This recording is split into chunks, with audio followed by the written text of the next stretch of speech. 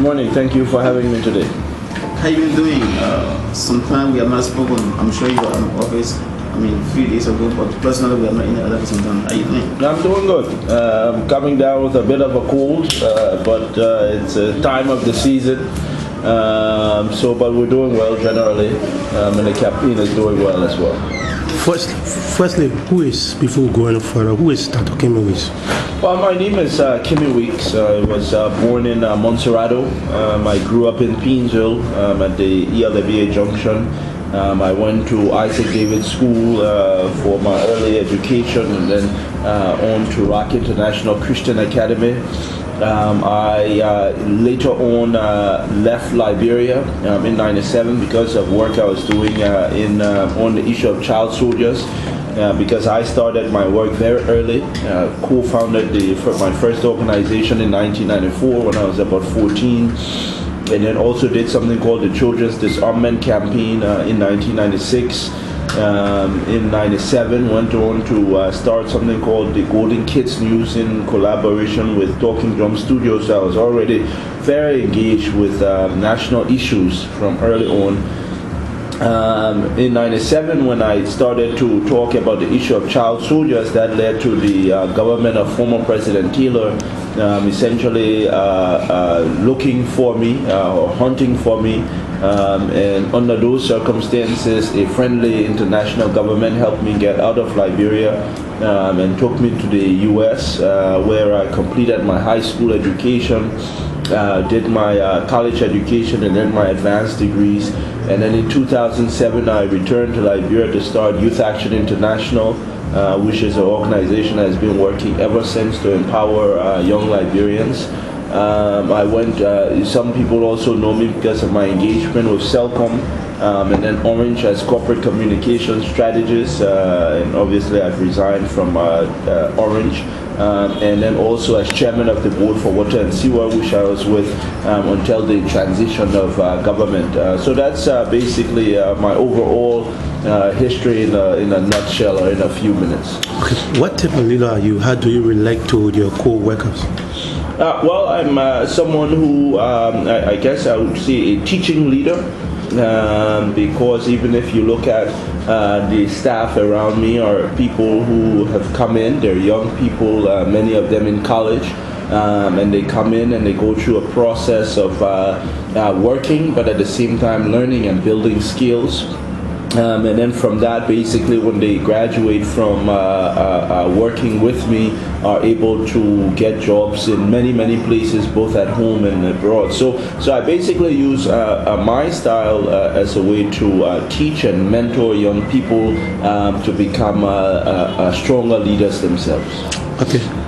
There's this perception that Liberian students cannot compete with their West African counterpart, and that was accurately proven by our former president nearly 5 years ago, where she branded the education sector as a mess.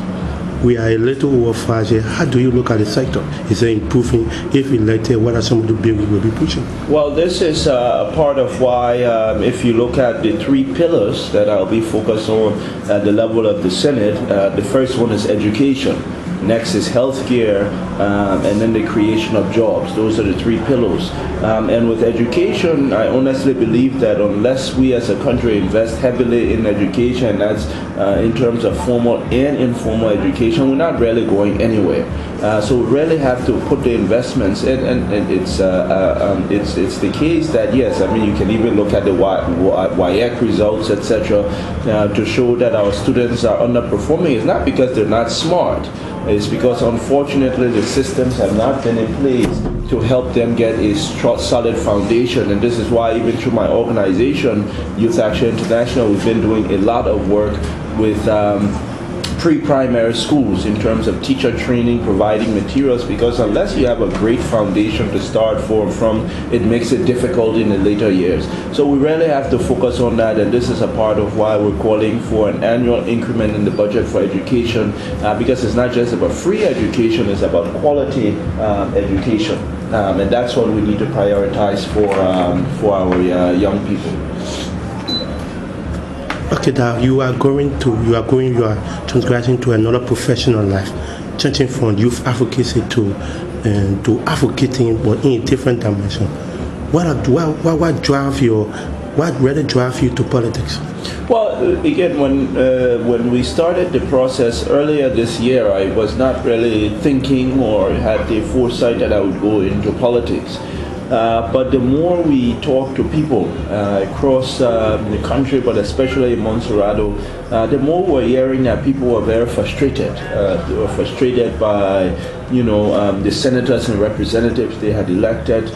They said, we've elected people who basically, when they get there, forget about us. We don't see them. They no longer deliver on their campaign promises. They simply become scarce. And that made so many people frustrated that I felt it was almost a threat to our democracy, because you had a lot of people who were saying, I'm never going to vote again, I burned my card, I don't want to talk to any politician. And those are things that are problematic. I realized that a lot of the people who have stood to go in the House and Senate have gone there because of an interest in making money for themselves and what they could put in their own pockets, and never really had the interest of the people at heart. This is why when they get there, they don't perform. And I said, okay, a part of what I think is happening is that people who have the track record, the experience like myself, usually do not stand in these elections. And that's why we're getting people who are getting to the House and Senate and not doing the work of the people. So I basically decided, okay, this year I'm going to stand as senator for Montserrado to get into the Senate and make the difference and show what a great senator is supposed to be like in terms of leadership and visibility and caring for the people who have elected me. So that's the reasons why, to get there, to make a difference and to move the lives of the people of Montserrado forward. Okay. My name is Vani Kumar. Dr. Weeks, according to your explanation, you seem to be more people-driven, people-centered in your attempt to enter the Liberian legislature. Well, I'm cognizant that the issue of legislative politics has to do with number. What do you do when you get there to ensure that your dreams, your vision, don't fall into example, the mathematics of legislative politics, which really drive people away from their own vision? Very good. That's a great question. I think if you, one of the reasons that I'm happy that I'm an independent candidate is that right now politics has become very polarizing in Liberia. You have the situation where the ruling party, for example, is throwing stones at the opposition parties throwing stones at the ruling parties. At the level of the Senate, it makes it difficult for those parties to work together. As an independent candidate, especially someone who is respected across the board, where I can pick up the phone and call any party head, or where we can talk to, we'll be able to talk to our colleagues. And when they see me coming, they don't see a political party where they'll be suspicious and say, oh, that's another party, maybe they have hidden agenda. They will see me as someone who they know has a long history of working and being straightforward. And they will have a larger chance of saying, yes, okay, Kimmie Weeks is coming with this bill. There's no ulterior motives. Let's work with him. So I think as an independent candidate, we'll be able to rally people together behind the bills that we'll be submitting. Obviously, the bills will be focused directly on impacting the lives of people. And people will see what we're going with is a development and building and investing in human capacity platform. And that's something that all the senators, I think, will come behind, especially knowing that I'm not from a political party and I don't have ulterior motives when we're trying to bring them together. So that will be the key strength. Okay, you have been a great push for young people in this country. So do you have an agenda specifically that will address some of the issues you get talking about? For example, I was just watching a clip where you used to put child soldiers together trying to ensure that the transition from the war years to becoming better citizens. And assuming that your vision is achieved when you enter the legislature, what specific agenda will you be setting for young people, ensuring that all of your dreams in the past and will be materialized? Yeah, absolutely. So that's why if you look at what we're going to prioritize, those areas really are the areas that I believe that have the most impact on the young people, but on the people of Montserrat in general. Under education, again, it's not just a focus on not on formal education, but also vocational training education. What we are calling for is make sure that we have an annual increase in the budget for education every year, year over year, at least 20% annual increment in the budget for education. And then start to focus on the quality of the education, i.e. Making sure that our schools start to have the materials they need, making sure that our teachers are being trained, and hopefully some of them can go abroad to be trained, etc. Making sure that we focus on vocational training and making sure that our vocational training institutes have the materials. We also want to see the creation of a all-female vocational training center that will help women basically go into fields that are traditionally not seen as women-focused, plumbing, carpentry, etc., to get more women involved in that by having a specific vocational training center. Under healthcare, we all know the issues affecting our health care centers.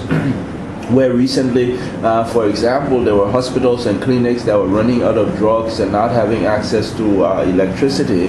So two things, we're again calling for an annual percentage increase in the budget for healthcare, but we're also saying that 100% of the health budget should be dispersed on time. So yes, government has many priorities, but let's disperse the budget for health so our clinics always have drugs, always have the equipment they need, and are not running out of drugs and don't have lack of electricity. Now, on the creation of jobs, and this is a big one, we're going to be looking at, for example, agriculture. Agriculture works in multiple ways in terms of having an impact on the economy and on the country. Because if we focus on agriculture, it helps with our food security. Right now, we're importing about $200 million worth of rice into the country every single year. It's $200 million in foreign reserves that's going outside. And this is a part of why the rate keeps rising. And a part of it is because we're importing so much and we're exporting so little. So basically, instead of importing $200 million worth of rice, if we invest in being able to grow rice here, you're able to ensure food security. You save that 200 million from going outside to India, Pakistan, Thailand, and wherever else. And then you create hundreds of jobs, if not thousands of jobs within the agricultural sector to benefit young people and put young people to work, and then they can start to get gainful employment. So those are the critical areas that will be pushing that really overall has an impact on everybody, but specifically has a big impact on young people in Montserrat. So lastly, from my part, you recently vowed that you will not take part in these elections if the date is changed, and that will be unconstitutional according to you. So do you still maintain that vow? Well, the statement was if it's found that it's unconstitutional to host elections after the 9th, we're already speaking to our legal counsel. They're looking at the legality of the elections. We have to make sure that these elections are legal. So they're working with NEC right now to determine what premise NEC has, to determine if NEC is going to seek dispensation from the legislature or not. And essentially, once we know that, then we'll know the way forward. If we feel that NEC is, for example, proceeding, and they're proceeding in a way that our lawyers have advised us that is illegal, we'll first have to challenge NEC through the court process. And so we'll be preparing to file an injunction if our lawyers advise us that the process will be illegal. We have not reached that determination yet, but if they advise us that the process will be unconstitutional, we'll definitely file an injunction and then wait to see what the courts say on that matter. Yeah, let me just follow up on that, then ask my follow-up one. The NEC has already come up with a press statement that in itself shows that the 90-day period, elections will not be held in the 90-day period that expires on tomorrow. That shows that there's already a violation without going to the legislature and coming up with that pronouncement to the press and the public. How do you look at that? Well, this is again why we have our lawyers working on this already. They will look at what NEC has said. They will look at what the law has said. I mean, I'm not a lawyer, so they will look what the law has said. Then if they feel like there is a clear violation of the Constitution, we'll be left with no option but to file for an injunction against NEC, take it to court, and let the courts decide whether NEC should proceed or not to proceed. If the court says NEC cannot proceed, obviously, or should not proceed in that direction, then we'll not participate. If the courts and the judiciary determines that yes, NEC is not in violation, then we'll proceed, but we need to let the law take its course. Okay, this is the final one from my end. You've spoken very lengthily and you have spoken so many good national issues that have to do with investment into the agricultural sector, the health sector, educational sector, and so on. But one thing I'm looking at is the size of our national envelope, our national budget. About 75% of the budget goes to salary and other benefits. The other 25% is not as much to be invested into those sectors. I mean, what plan have you if the national budget does not commensurate with your plan as a legislator? What do you do? There's two things. On the one hand, we have to find ways to save money. On the other hand, we have to find ways to raise money. On the saving money aspect, and this is why I'm the only candidate who has said that I'm giving 100% of my salary and benefits back into community development projects. 100%, all of my salary and benefits. You don't want to do it? I will take it, but instead of pocketing it, we're going to donate it to community development project. I mean, it's one thing to say, government, we're not taking the money, send it to somewhere else. It's another thing to donate it. But 100% of salary and benefits, yes, will be donated directly to the community. So why do you take it to them? Well, I'll answer that question, but I want to make sure I don't lose his two questions, so if you can hold it as a follow-up. Now, so we're going to do 100% giveaway, give back to the community. Now, the thing about it is you have our lawmakers who jointly are making millions of dollars, that we're paying millions of dollars, because we now know that apparently our senators are making as high as $17,000 a month if you put salaries and benefits, and representatives may be as high as $15,000 a month if you put salary and benefits. In a country that is so poor, where people can't find food to eat, and this in essence answers in part the question that our sister was asking, people don't have food to eat, parents can't pay their tuition, people are struggling, there is no reason why we should be paying our lawmakers that high. And on the other side of that is Iowa in the United States. They pay their lawmakers $3,000 a month. Iowa makes $9 billion in revenue. The state of Iowa generates $9 billion every year. If a state that generates $9 billion, Liberia cannot even generate $1 billion, then why are they paying their people $3,000 and we paying our people $17,000? It makes no sense. So we're really going to fight to make sure. This is why within 3 months we'll put a bill on the floor of the Senate to reduce the salaries of all senators and representatives down to $1,500 and send those savings into education and healthcare. The question that usually people ask is, what if they refuse?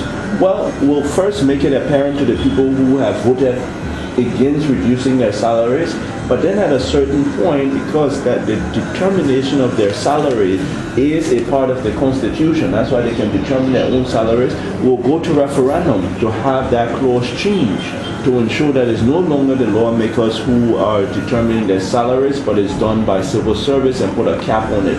That will save millions of dollars. The other way to fund these programs is through finding new ways to increase revenue. Right now, government is consistently complaining that there's not enough revenue.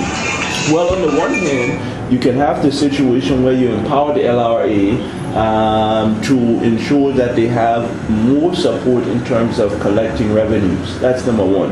Number two, you start to put taxes on things like tobacco and alcohol. Those are things that we don't want our young people to abuse anyway. So when you put additional taxes on them, those taxes will basically generate millions of dollars of revenue, which can go into social services. So those are some of the ways that I believe that we can bring in income, essentially, to the country and to the budget. To answer the sister's question, why? It goes back to the first round. Why am I giving 100% of my salary and benefits? First of all, it's something that I've done traditionally. This is not a political ploy. It's not a political statement. When I was at Water and Seawork, my board fees went into my organization's water projects.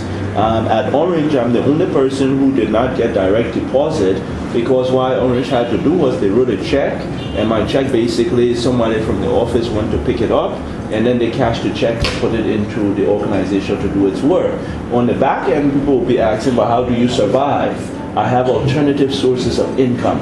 So every year I do an annual speaking tour in the US, where when I go to do my speeches, for every 30-minute speech I get paid $5,000. I'm also still a part owner in an organization or a company called Integram Scientific, and people can look it up online. It's a major US company, multi-million-dollar company, that will basically have 25 of the world's best scientists, and we're finding solutions to some of the pressing health problems in the world. So there's alternative sources of income, but it's not right and fair that any senator in this time and in this country should be making so much money when there's so much poverty, and I as an individual will not feel comfortable accepting that kind of money.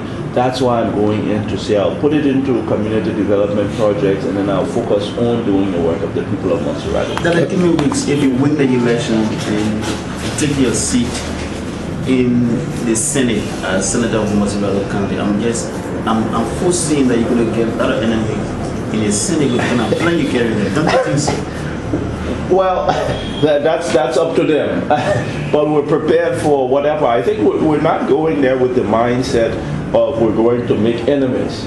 We're going there with the mindset of saying to our party, our colleagues, ladies and gentlemen, this is the changes we have to make. This is how it impacts the lives of the Liberian people, and this is how actually it benefits the entire country. So we're not going to make enemies, but we're going to show an alternative way, and we'll have unique ways to get around the hurdles and obstacles. But we expect them. But that's one of the reasons why we need an energetic young person at the Senate, because we will be going overtime, double time, triple time to do the people of the work of the people of Montserrat. Well, obviously, we know we're going to win, and there's reasons why. First of all, what has happened is that, if you remember, there's about 800,000 registered voters in Montserrat County. In the last senatorial elections, about 200,000 people voted. I believe the rest of the people are basically saying it's the same old 2x4 people in the race. We're not going to waste our time to go vote. Now people are saying, oh, we see a fresh face like Kimmie Weeks, who has a long history of making a difference. A lot of those people will come out to the polls to vote. I believe that even the people who are within political parties, and we're seeing a lot of them, will say, you know what? Yes, I love my political party. Publicly, I will support my political party. But when I go to the ballot, it's between me and my God. And I know the person my political party sent is not the most qualified. So I'm going to cast my ballot for Kimmie Weeks. And obviously, there's a long history of people across Montserrat. I'm not a person who just simply came to a race where nobody knew me before. There's thousands of people who know the work we've been doing, and those people will vote for me. So when you put the combination of those things, we're very certain that we're going to win. We don't, at this point, deal in hypotheticals on the laws, but what I do know is that regardless of the result of the elections, my work for making a difference in Montserrat will continue. And this is the other thing, because there's some places that I've gone where apparently people have jumped in the race and they have like promised scholarships and stuff like that, and if they don't win, they basically cancel all the things. No, my organization is set up to continue to function. Even if I resign today, the organization's work continues. So it's not about elections that I'm doing the work. I mean, we have branches in Sierra Leone and Uganda where I can never run for public office, but those organizations are continuing to run. The work of making a difference will continue regardless of the result of the elections. But we expect to win and win massively, come whatever date. I don't even know what the date is anymore. Two quick points from my end. Yes. Okay, I live in District 9. Yes. In specific Matadi area. Yes. And the main Kimmie Weeks is not known in our community. What are your campaign team doing to reach your campaign platform in that area? Well, without getting to too much specifications, because we would not want to give our full strategy to the opposition. But no, the campaign team, we have such an amazing team of people, and the way we're working is basically in multiple ways. On multiple segments, so we will reach it. We already have, but we'll continue to reach the length and breadth of Montserrado, and in every area. In all honesty, in every area, there's momentum of people or buildup of people who know the history and track record. They may not be necessarily in the streets saying that they do, but within their houses, people listening to me know the history and track record, and that's across the board. I think what we've really may have had the issues before, but we've actually worked on addressing that, is more in rural Montserrado.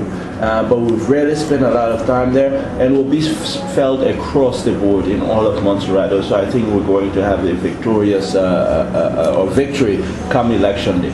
2 point quicks. Firstly, I want to look at, in your previous statement, you talk about giving 100% of a salary. Yes. Looking at Montserrado, have 17 districts. Don't you think giving your salary is little, but going out there with your international relationship, using your relationship and getting empowering young people? There's the issue of young people taking drugs in schools. Most schools, there was a report last November that between the ages of 29 to 5 years, 60% of those youths are in the habit of taking drugs. Are you also looking in that direction? Yes, so there's a combination, and the way I work is what I call a multi-pronged approach, which even goes to the question of reaching out to various communities. Yes, the giving away salary is one thing, but the more important part is obviously the bills and legislation that will pass. That's number two. One of the things that I've said is that our senators and representatives that we elect also have to be people who have connections outside of Liberia. It shouldn't only be the president of Liberia who's bringing in donors or investors. All the senators should have the capacity to bring people. We'll continue to attract investors. We'll continue to attract donors to benefit the young people. One of the things we've said that we're doing separate from all of the things we're going to do at the level of the Senate is that within 3 years of being elected as senator, we're going to build a multi-million-dollar world-class rehabilitation for the drug user rehabilitation center and vocational training center for the young people in Montserrado. So there will be a multi-pronged approach to this. One of the things I like about the way I work is from in the morning, you see me in this office in the morning, I'm going to continue working until 2 a.m. And we're going to continue that at the level of the Senate to make sure that we can do so much more in terms of impacting the lives of the young people of Montserrado and the people of Montserrado in general. Thank you very much. Thank you.